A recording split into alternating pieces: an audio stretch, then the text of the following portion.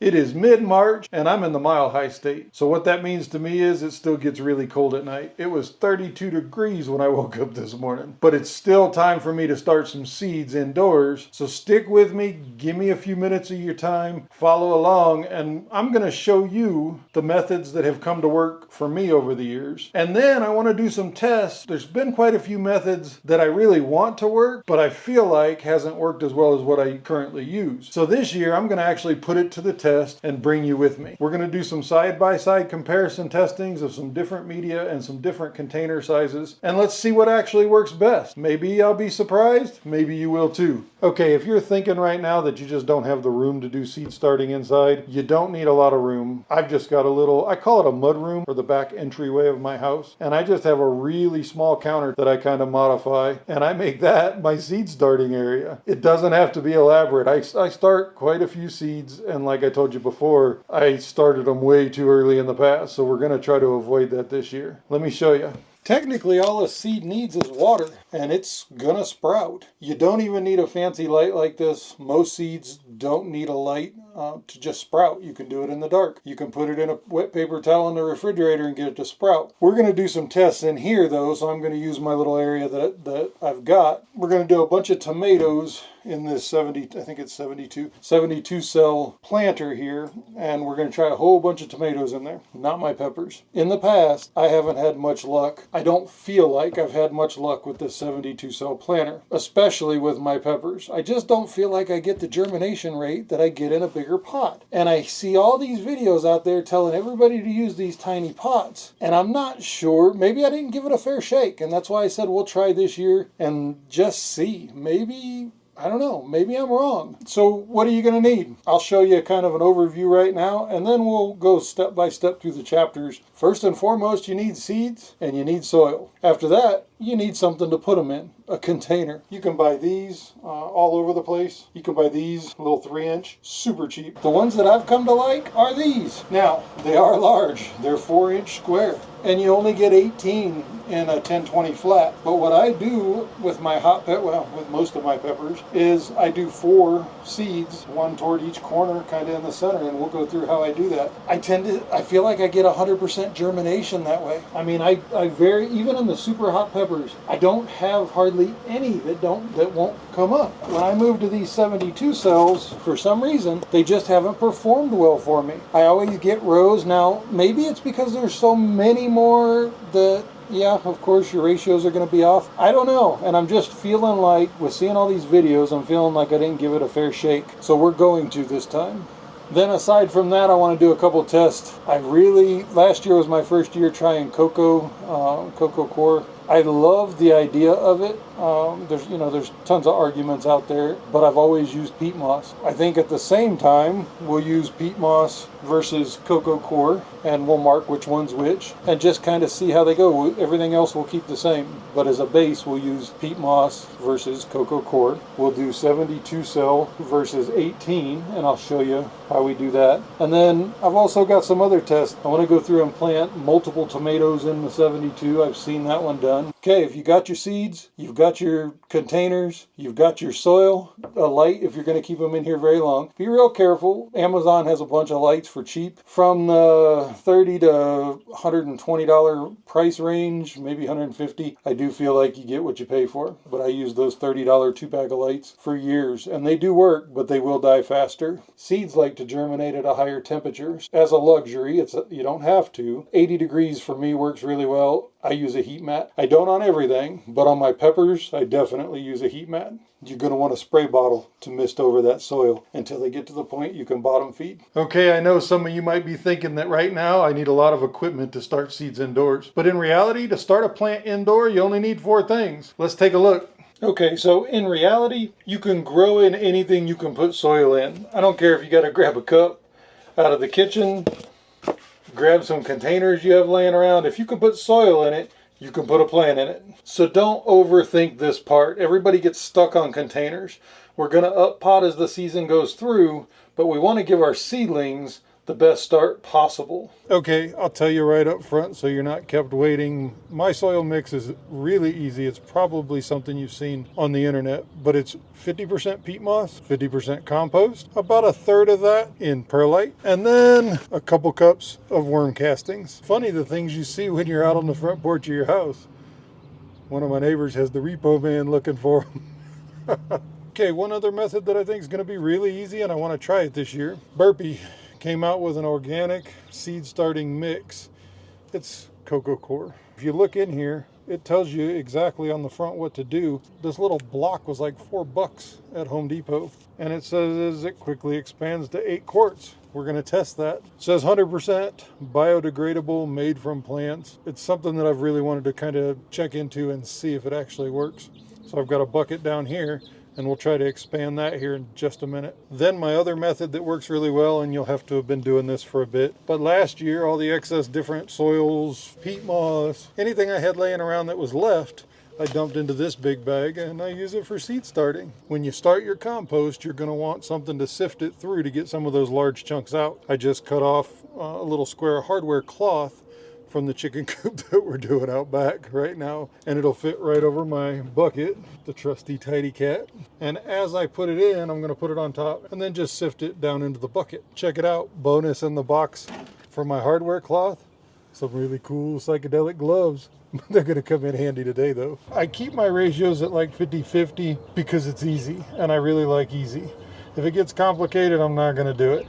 And it doesn't have to be exact. Don't get hung up on the ratios. You're just getting different things from the compost. The peat moss is just there as a media. The compost and the worm castings are there to help it grow. You definitely want to have it in there, but for seed starting, we're not going to stay in these tiny containers for too long.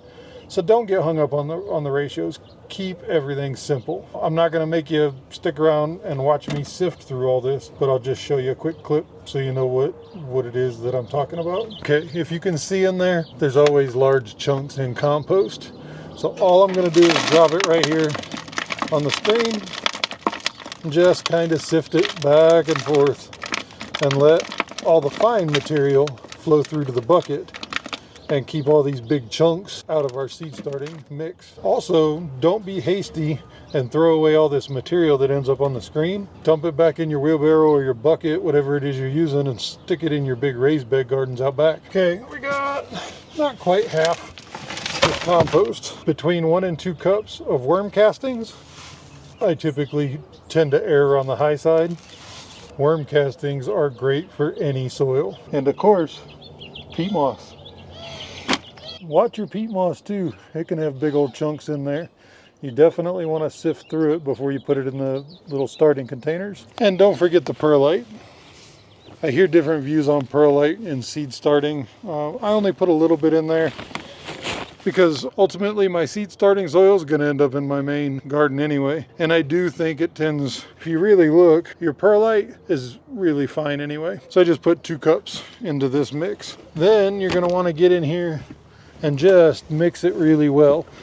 Use this time to see if you feel any big chunks that you missed, kind of like that, and just sift through it. Now everything's really dry because I didn't pre-moisten this at all.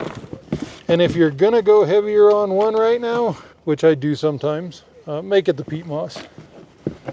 Your peat moss is the soft filling material that's going to be inside there for your seed to grow in. And since everything else is going to be there for nutrients after the first few days to a week, when the plant roots start to develop and they start needing some kind of nutrition.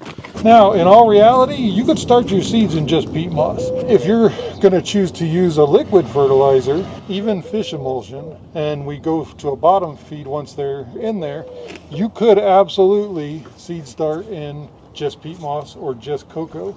Now let's take a look at this Burpee organic concentrated seed starting mix. It's Coco coir. The only thing I don't know, and I'm going to look up before this next segment and we'll talk about it, I don't know if they added any nutrition into this or not, or if we need to use this just like peat moss. It says add 4.5 quarts. I guess I didn't realize 4.5 quarts was. Okay, 4.5 quarts of water. This is only 2. And here's 2.5. Now this is very tightly compressed. Okay, check that out. It is nothing but a brick. Okay, let's drop it in here. Okay, it says 2 minutes, or about 2 minutes. Let's see what we end up with here. We're about a minute in and it's expanding like crazy. Okay, it sucks up the water pretty fast. Then you got to get in there and start stirring it around. And you just have a light, fluffy soil. I'm going to tell you, I don't think I gave Coco Coir enough credit, enough time last year. Honestly, and I know this sounds stupid, but I was a little bit off-put by the texture of it. It is the husk, basically, of the coconut.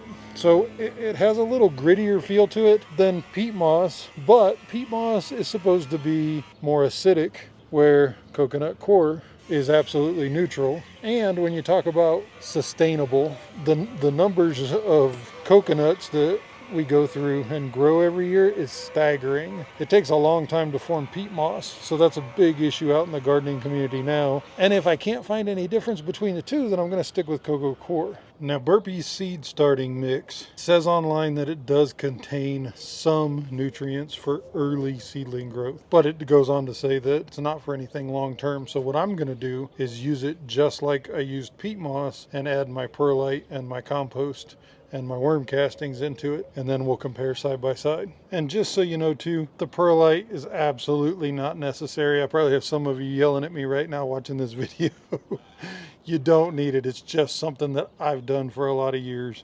And like I said, I'm sticking with what works for me. These are going to be this year's this is going to be the starting humidity domes for this year. Like I said, we're going to pit Burpee Coco Coir against homemade mix. And then in the middle here, I want to see if possibly I didn't give the smaller trays a fair shake and just kind of see how it does if I really take care of it. Only this time actually document and water it side by side. Now we're going to put right on the humidity dome what it is.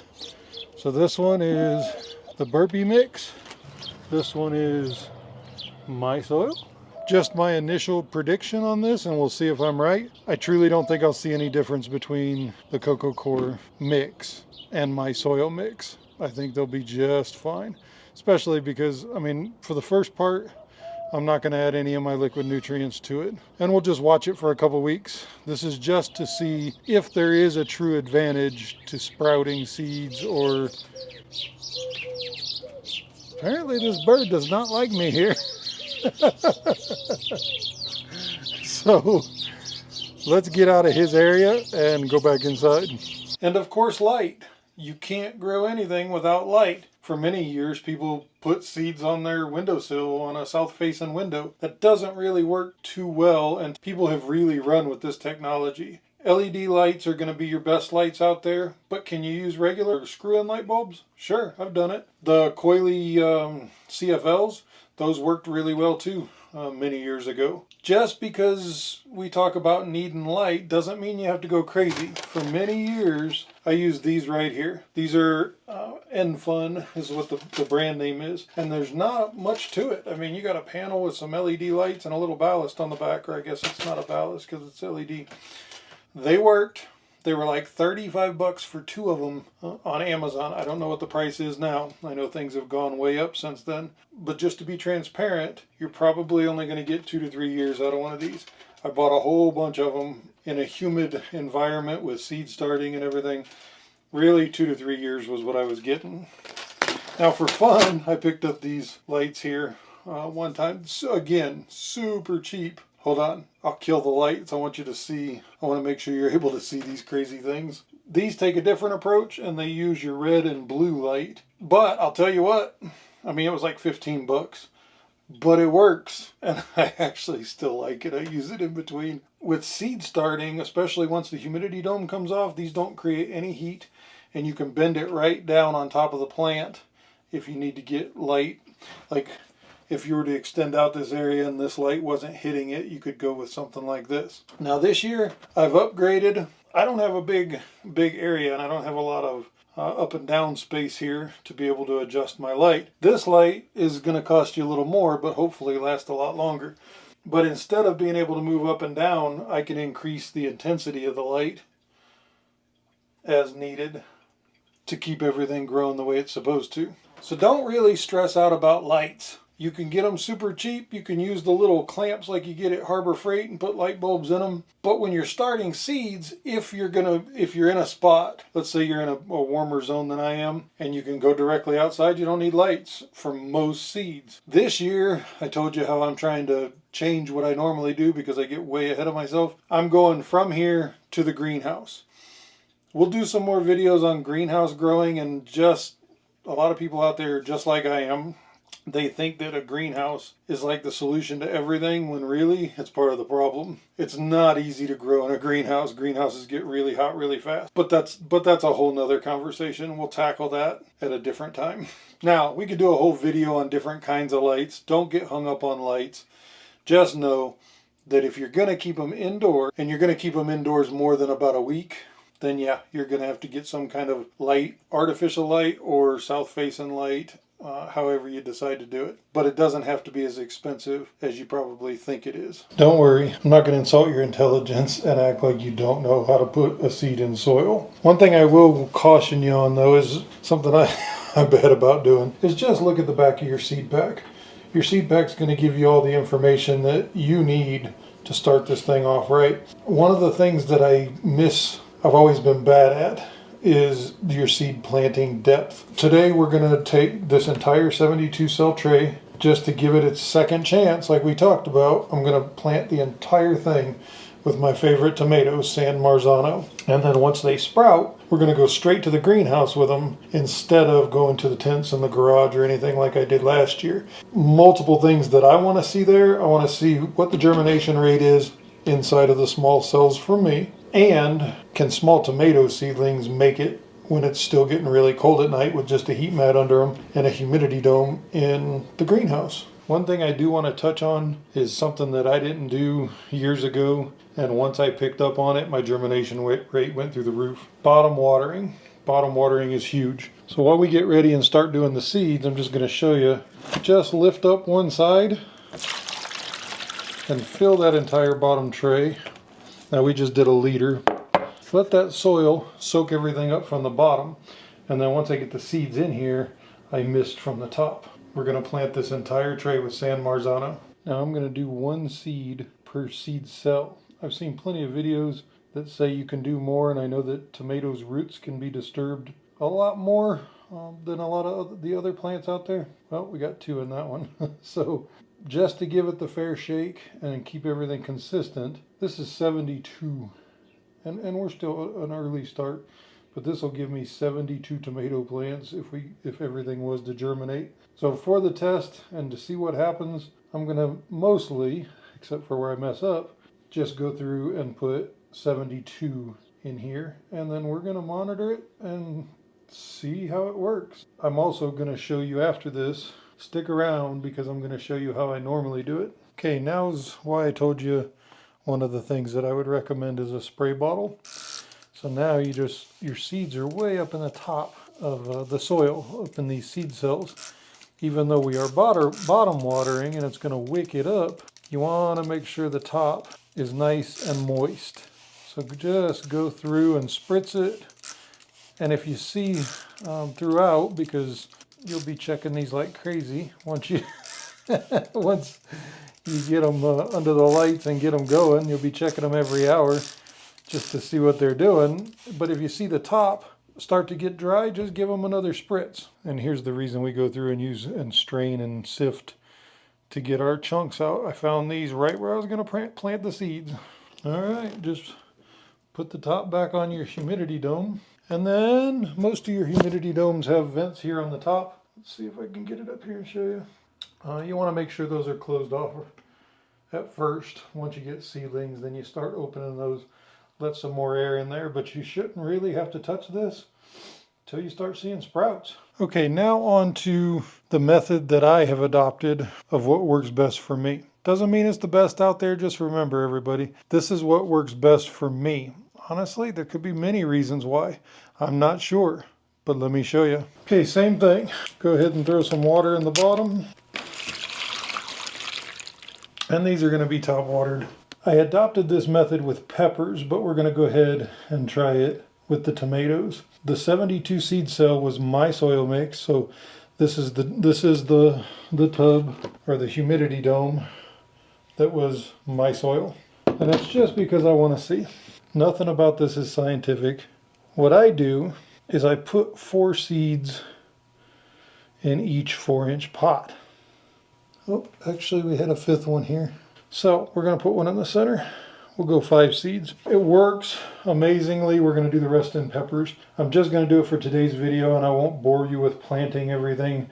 You can come back and see the update next week with all the peppers and stuff that I put in. For today's video, all I'm going to do is take the exact same San Marzano seeds from the same seed pack, which actually blows me away that there was that many seeds. I'm going to steal a little bit of soil because I don't want to disturb where they're at. Just pat that in real good. Give it a spritz. And I'm going to say it again because my daughter just absolutely hates when people say make the soil moist. Then don't forget to mark what you had in there, because trust me, you will forget. So we have 5 San Marzano seeds in here in my soil, 72 in the 72 tray. And we are going to see how they do. And there you have it. It's that easy. The 4 things that you need to grow a seed to a plant indoors is your seed, the container, the soil, and light. Those 4 things, you'll have a plant.